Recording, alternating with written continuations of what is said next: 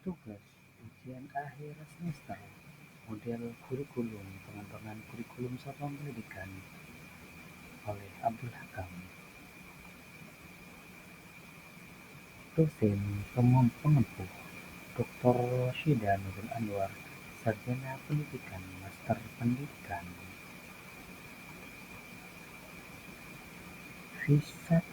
Visi dan misi. Visi kurikulum menjadi pedoman dalam pengembangan potensi peserta didik yang berkarakter cerdas dan tampil serta siap menghadapi tantangan global. Dan visi kurikulum adalah menyediakan pengalaman pembelajaran yang berbasis pada kompetensi, pengembangan teknologi, nilai-nilai budaya, serta keterampilan hidup yang relevan.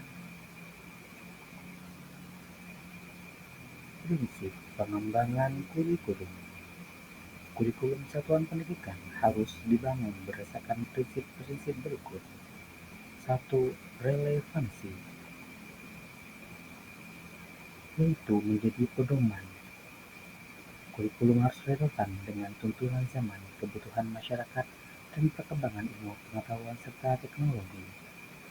Yang kedua, aksesibilitas, yaitu kurikulum harus dapat diakses oleh seluruh peserta didik tanpa terkecuali dengan memperhatikan keberagaman karakter peserta didik.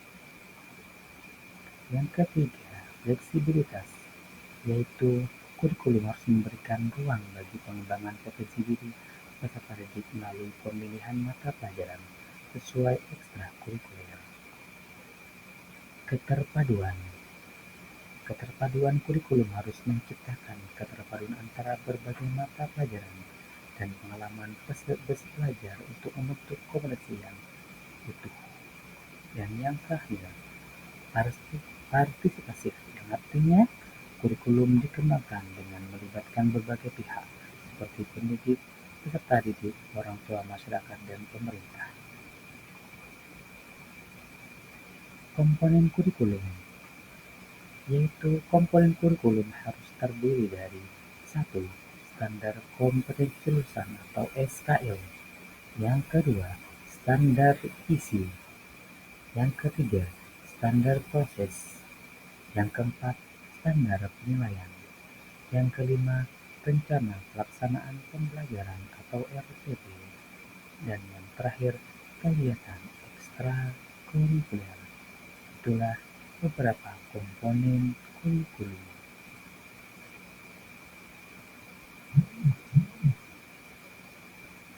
Tahapan pengembangan kurikulum. Ada beberapa tahapan pengembangan kurikulum. 1. Analisis kebutuhan. Yang kedua, perumusan tujuan dan sasaran kurikulum. Yang ketiga, penyusunan struktur kurikulum. Yang keempat, pengembangan silabus dan RPP. Yang kelima, implementasi kurikulum.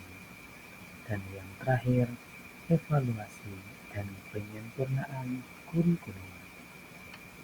Jadi tahapan pengembangan kurikulum harus ada 6 poin yang harus dipenuhi untuk menciptakan kurikulum yang berkualitas.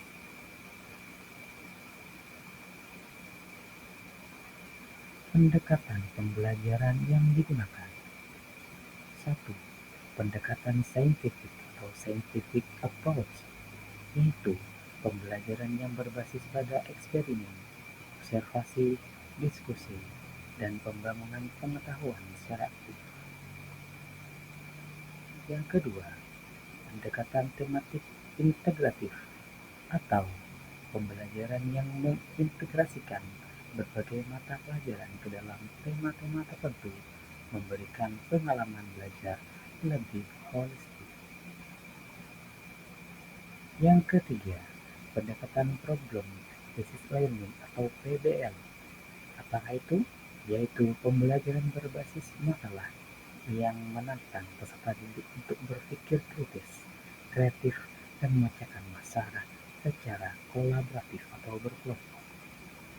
Lalu, pendekatan berbasis proyek atau project based learning, yaitu pembelajaran yang menekankan pada penerapan pengetahuan untuk menyelesaikan proyek nyata yang relevan dengan kehidupan peserta didik. Dan juga ada pendekatan diferensiasi, yaitu pembelajaran yang disesuaikan dengan kebutuhan, minat, dan kemampuan peserta didik yang beragam. Evaluasi dan monitoring kurikulum. Ada 3. Yang pertama, penilaian hasil belajar. Yang kedua, umpan balik dari stakeholder. Yang ketiga, audit kualitas kurikulum. Dan kesimpulannya adalah pengembangan kurikulum di satuan pendidikan merupakan proses yang dinamis dan memerlukan kolaborasi antara berbagai pihak. Kurikulum yang baik harus menyesuaikan diri dengan perkembangan zaman, kebutuhan peserta didik, dan tantangan masa depan dengan prinsip-prinsip yang tepat, komponen yang jelas, dan pendekatan pembelajaran yang efektif. Diharapkan kurikulum dapat memberikan peserta didik yang siap menghadapi dunia yang semakin kompleks dan berubah-ubah. Pantun. Sembari bersantai memandang awan, menghirup udara segar daerah pedesaan. Terima kasih atas segala keilmuan. Semoga Ibu dosen tambah sukses di masa depan. Dan terima kasih. Allahumma fiqh. Assalamualaikum warahmatullahi wabarakatuh.